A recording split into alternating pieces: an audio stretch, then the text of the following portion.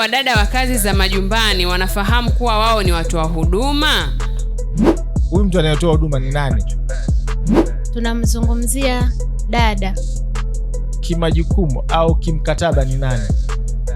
Ni kuboresha mfumo wa kazi. Badala ya kusema labda ninaweza au nimezoea, inabidi uboreshe mfumo wa kazi kwa kujifunza na kufanya kwa misimamo. Kwa hiyo ina maana wewe kila kunapokucha tafuta kitu kipya.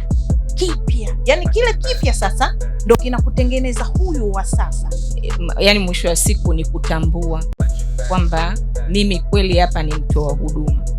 Kwa hiyo ukiweza kutambua, inamaanisha utajua ni huduma gani unahitajika kuitoa. Ni yapi matokeo ya maadili chanya kazini? Inasaidia kupunguza migogoro na malalamiko mahali pa kazi.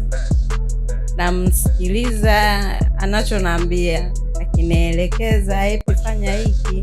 Kama sikijui namuuliza kwamba mimi hiki sikijui, naomba nifundishe au nielekeze. Akishanielekeza na kifanya, baadaye namuuliza, je, vile ulivyonielekeza nimeweza au bado? Akiniambia bado sijafanya vizuri, naendelea tena kupambana ili nikijue vizuri. Sasa umemaliza. Jamani, pigeni makofi.